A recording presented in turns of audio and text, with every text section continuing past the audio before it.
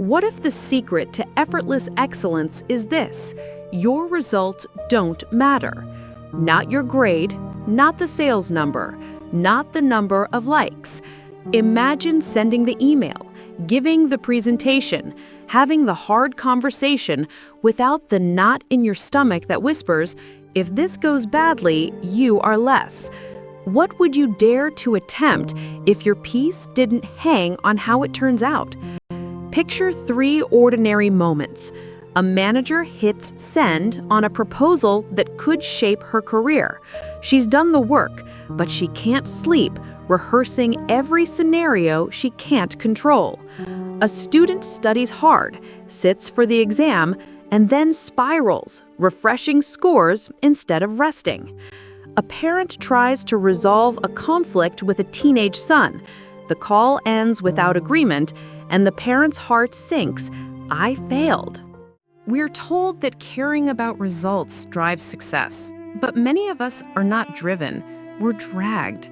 Stress, perfectionism, and fear pull us away from clear thinking and steady effort. We overwork or avoid. We chase control where there is none. We burn out. And here's the twist. When anxiety leads, performance usually suffers. Today, we explore a different way, a way that asks for your full effort and gives you your peace back. The teaching is simple to say and profound to live. You have a right to your actions, but not to the fruits of your actions. This is equanimity in action. It is not indifference. It is freedom from the grip of results.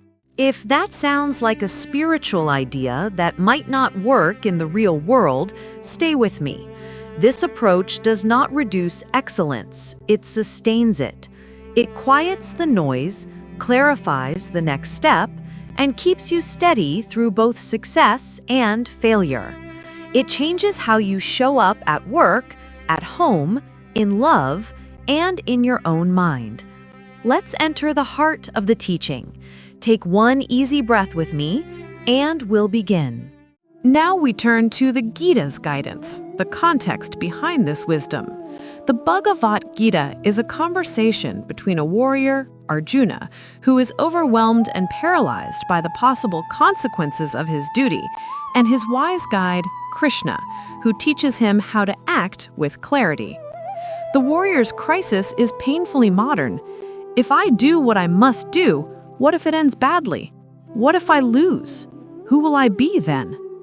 The guide answers, you have control over your actions. You do not control the full chain of results. Do the right thing with your whole heart and let go of the obsession with how it turns out. In simple English, here are the core points the Gita gives us. You have a right to perform your duties, but you are not entitled to the fruits of your actions. This avoids both laziness and obsession. You still prefer good outcomes, but your peace does not rise and fall with them. A steady, balanced mind is the highest skill.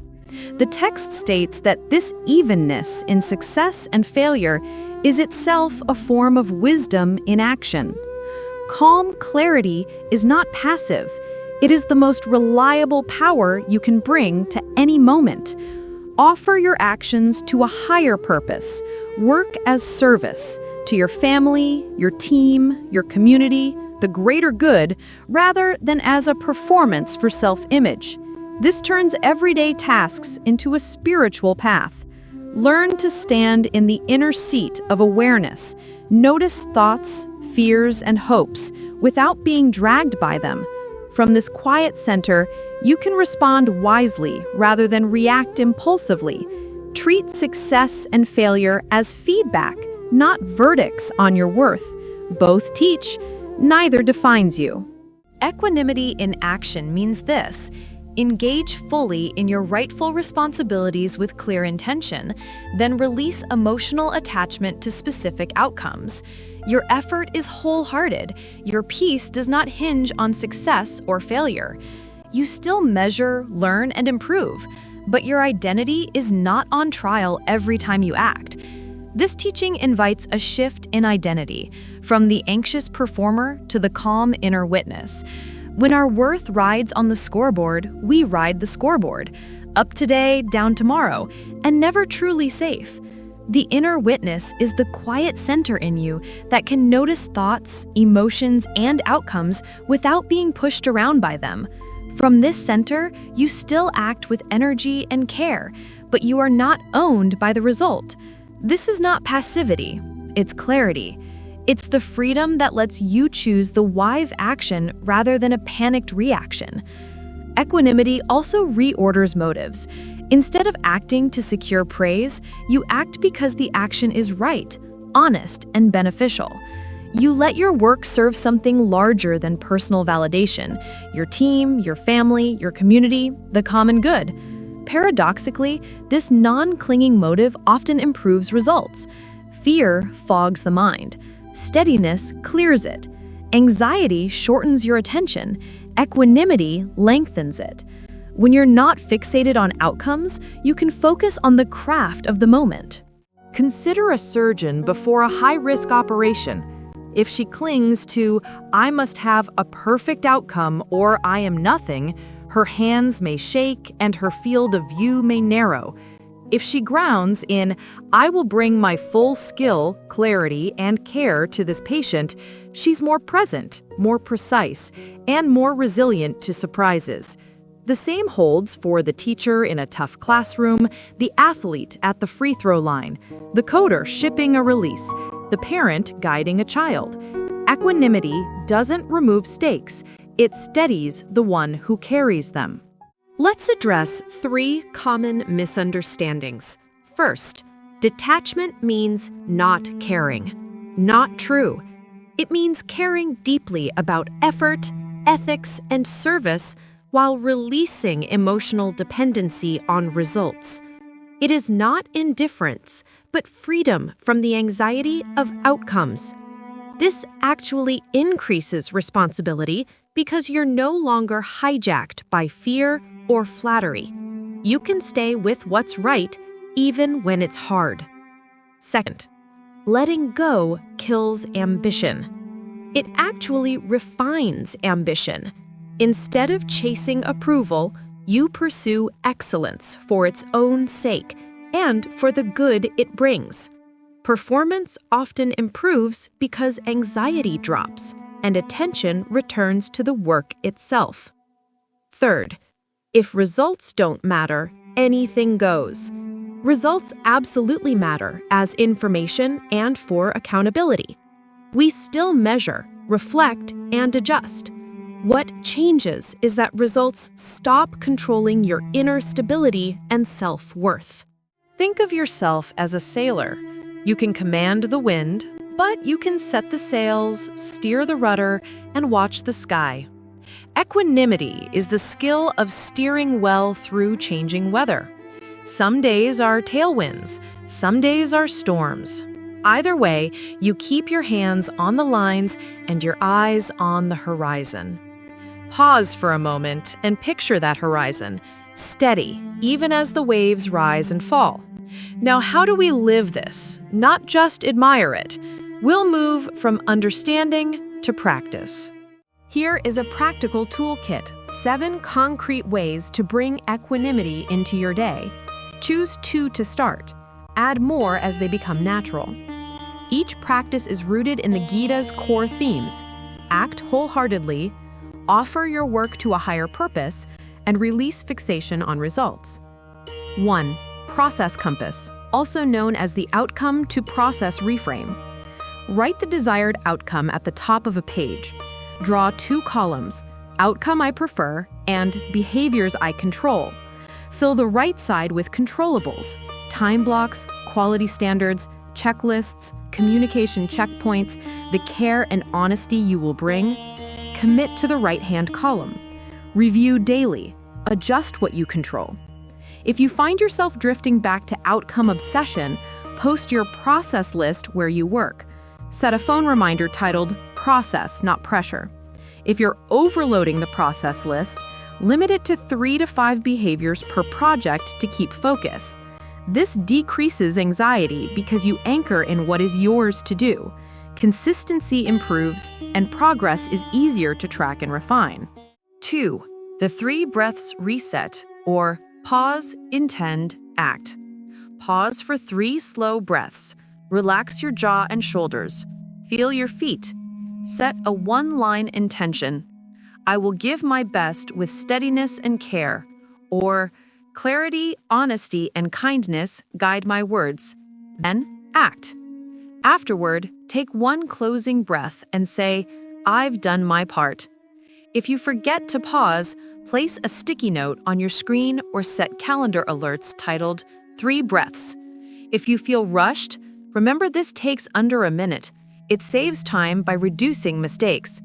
This practice brings calm clarity under pressure, fewer reactive mistakes, and more presence. 3. The results release window. On completion of a task, say quietly, I've done my part. The rest is not mine to control. Put results-related checks into 2 set windows, for example, 11 a.m. and 4 p.m. Outside those windows, return to the next process step. If urges arise, write them on a pad labeled Check Later. Stand up, take 3 breaths, and switch tasks. If you find yourself compulsively refreshing, use website blockers or phone focus modes until the next window. If you fear missing out, add an emergency rule. If something truly urgent arrives, trusted colleagues will call you. This leads to deeper focus, less mental noise, and better sleep from reduced late-night checking. 4. The 2 arrows check, or event versus story. Write the first arrow in 1 neutral sentence, the event itself. Then write the second arrow, like, I'm a failure, or they never respect me. Cross out the second arrow. Replace it with a truer thought. This is feedback, not fate. Or, I am learning. Choose 1 next controllable step, like revise, request feedback, or adjust the timeline, and put it on your calendar. If your emotions are too high to write, start with a body reset. Walk for 2 minutes, drink water, then do the check. If you find yourself ruminating later, keep a small card with the 2 arrows prompt in your wallet or notes app. This practice leads to faster recovery from setbacks, clearer thinking, and less self-criticism. 5. The feedback neutrality protocol. On receiving praise or criticism, pause for 1 breath. Say, thank you. If it's criticism, add, I'll reflect and follow up. Schedule a 10-minute review block. In the review, ask, what is useful? What is noise? What 1 change will I adopt? Send a brief follow-up if needed, explaining what you're trying and by when. If you feel defensive, keep a response script nearby. If emotions spike, delay the follow-up until you've done the review block. When you receive praise, note what was effective, then return to your process goals. This practice leads to faster learning, a steadier ego, and better relationships with colleagues and loved ones. 6. The service lens plus a weekly service hour. For the service lens, ask, who benefits from this task? How can I serve them better? Let the answer guide your choices. For the weekly service hour, mentor someone, fix a shared resource, volunteer, or help without seeking credit. At the end, whisper, may this work serve the greater good. Release the outcome. If your ego craves recognition, do 1 act of service anonymously each week. If you feel overcommitted, protect the hour with a calendar block. Small and steady beats grand and rare. This practice builds a stronger sense of purpose, warmer relationships, and decisions guided by conscience rather than image. 7. The evening closure journal. Write 3 lines, 1 action you did well, 1 learning you'll carry forward, and 1 item you release from mental replay. Add 1 sentence of gratitude. Thank you for the chance to serve today. If helpful, jot a single first step for tomorrow to reduce morning friction. If you find yourself doom scrolling instead, charge your phone outside the bedroom and place the journal on your pillow. If you feel perfectionistic about journaling, keep it to 3 lines. Done is better than eloquent. This practice provides mental closure, reduced nighttime anxiety, better sleep, and a clearer start tomorrow. Let's see this in a day in the life example. Morning. Before opening your inbox, 3 breaths reset. 3 breaths and the intention, steady and clear. You scan messages. One carries bad news. A client is unhappy. First arrow, the complaint. You reply with thanks, propose a call, block time to review the work. Second arrow, I'm terrible at this, is noticed and dropped using the 2 arrows check. Midday, you prepare for the call. Process compass. Your controllables are preparation notes, listening quality, transparent options. After the call, you use the release results window. Say the release phrase, then move to the next task. Late afternoon, praise arrives from another client. Feedback neutrality. Breathe, say thanks, note what worked, and return to focus. Evening, you do the evening closure journal. 1 thing done well, 1 learning, 1 release, and gratitude. You sleep without the old knot in your stomach. The day had both storm and sunlight. You steered. Over time, something beautiful happens. You still care, you still strive, but your striving is cleaner, less tangled with fear, more aligned with purpose. People around you feel it. You become the steady presence in the room, the one who thinks clearly when others spin. Ironically, this is when excellence starts to look effortless, not because it costs nothing, but because your energy is no longer wasted on what you can't control. As we close, let's integrate this with a brief practice. Sit comfortably, soften your shoulders. Take 3 slow breaths. On the next inhale, silently say, I will give my best. On the exhale, I release the rest. Again, I will give my best. I release the rest. One more time. Feel how simple words can shift your state.